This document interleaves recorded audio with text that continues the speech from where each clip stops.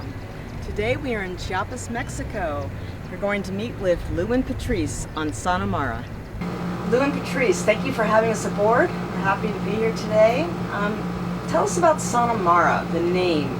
Did you name this boat? And we did name the boat. Do you want me to? Go ahead, please. We spent actually probably, over a year figuring out a name for the boat.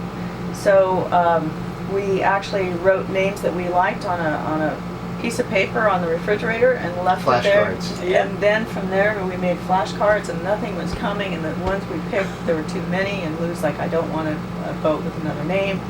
So if I look up and I find other boats with the name, we're not using it. I'm like, okay. So then I figured it's out. It's hard to do. Yeah. It is. So I figured out, we're both Irish. Uh-huh. We both have some Irish blood. So I started looking up. I wanted a happy name for the boat, so Yes. I started looking up Gaelic language and found Mara meant sea and Sana meant sun or happiness. Oh, that's wonderful. Yeah. I love that. So So it has a personal connection. it does. and a Yeah, it's kind sea of connection. it's really sweet. So we tried out Mara Sana and Sonamara and flashcarded all these names and these Gaelic names and stuff and came up with Sonamara. It's beautiful. Yeah. And it sounds good on the radio too. Oh, good. It That's does. great. So tell us a little bit about yourself. What did you do before cruising? Would you like to go first? No, go ahead. Okay. I was a mechanical engineer, and I worked as a mechanical engineer for 35 years, mostly a design engineer, building things that were, or designing things that were mostly of optical nature, lasers, laser systems, imaging systems. It goes on. It was very challenging work, and because we're cruising now, I get to use it quite often. It's a good thing and a bad thing sometimes. Correct, and sometimes you're fixing things in exotic places. Yeah, sure, he likes to say. Patrice? So before we started cruising, I was a residential designer for 30 years. Had my own business in Cupertino and did a lot of remodels and house additions, and mostly worked like an architect, but can't call myself that. But I did full house plans and project management through construction. Wow. And I had staff that typically took care of any furnishings, things like that I oversaw, but it really wasn't my Your niche. love. I mean, I do it. I did it as an assistant in many places. It just wasn't what I wanted to do. I wanted to move walls and do things like that. So the space. was I designed from the inside out of homes. So I did a lot of kitchen and baths and whole houses with architects, but I worked on the inside of the houses. They were working on the outside of the house, and I would hold the hands of the homeowner through the end of construction to Wow. make all the It's selections. pretty emotional. Yeah, and do all the design. So then I had my own business, and then Lou bought a boat. And he said we were going to go cruising. So That's a change. yeah, That's a big change. yeah. So in 2013, I basically sold my business and closed my doors. I had an office in Cupertino, and sold my client list. Is basically what I did. Yeah. And I continued to get a little bit of revenue as a referral fee from my clients that the 10 designers or so I referred to used. So they would give me a little bit of a referral fee, which trickled out over about a year or two. Then we cruised.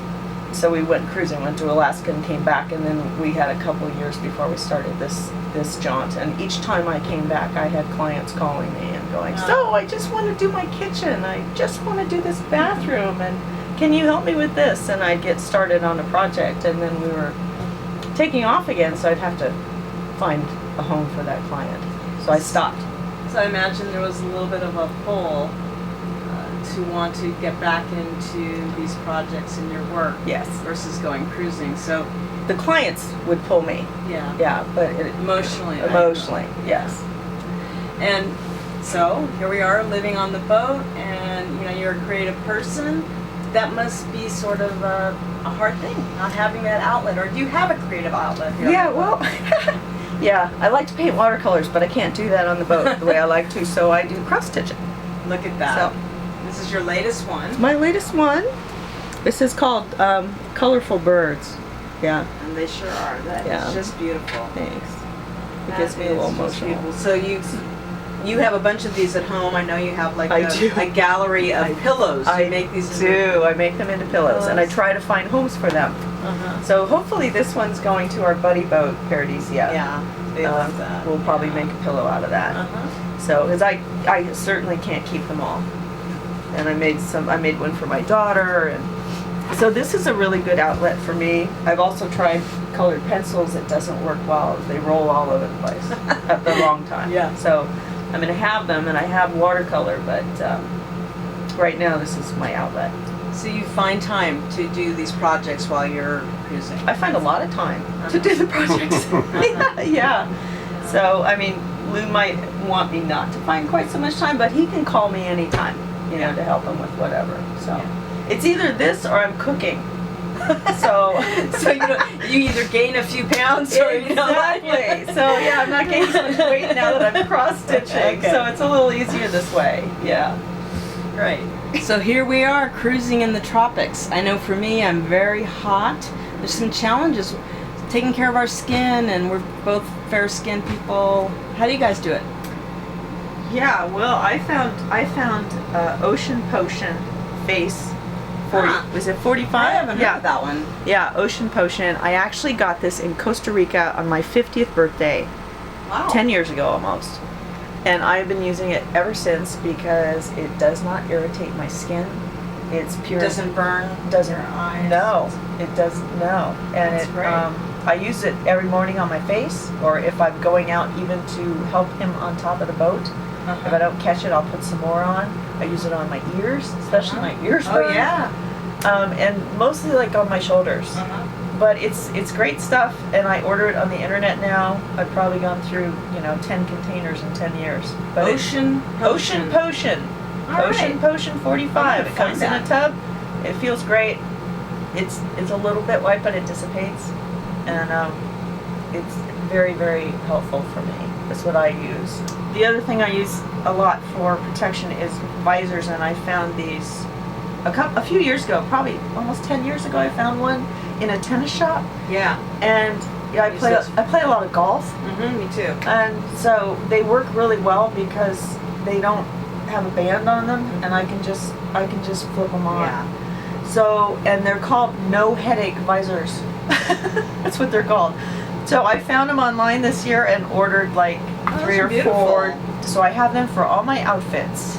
And So that's the name, no headache. no visor? headache visor. I do have a visor that like squeezes my head after a while. Yeah.